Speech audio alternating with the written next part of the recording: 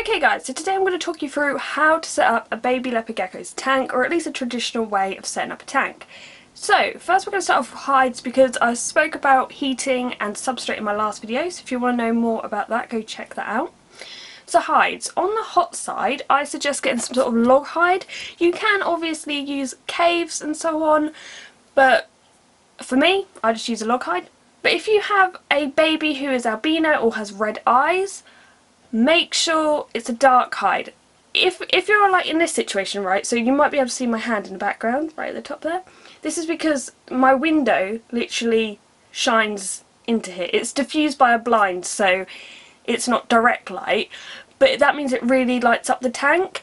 So if you have a gecko that is like albino, as a baby their eyes are really sensitive, so simply you could just like tilt this slightly if you're in the same situation as me, and that can provide a slightly darker area of the hide.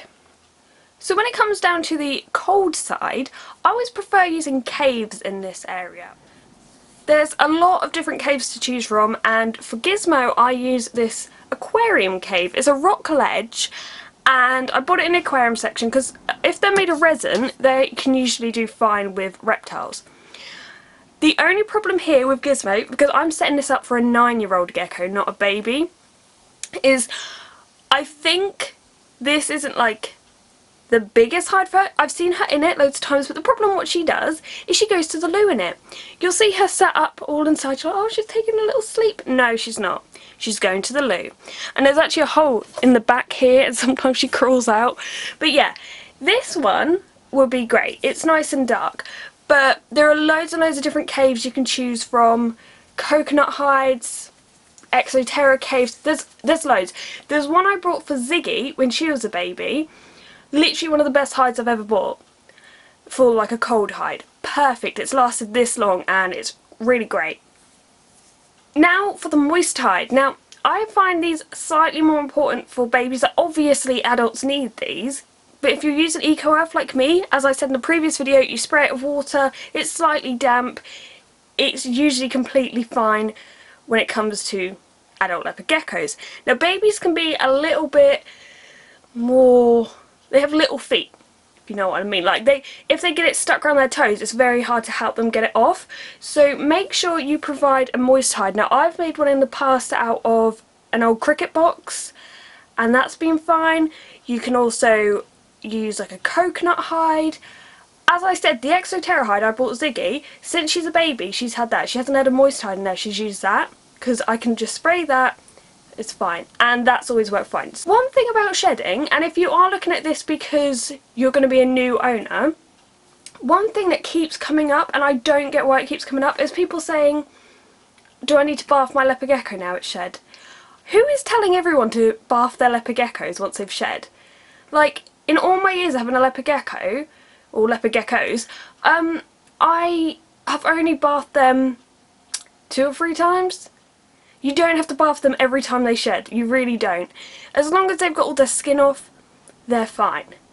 So provide a decent hide that you know they'll be able to shed in. I used to always provide a cricket hide that I turned into a moist hide, and my leopard geckos never used it. Hence why they don't have them in there anymore, but they just use other hides.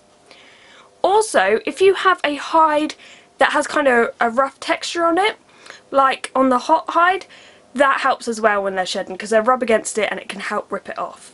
The next thing you need is a water bowl.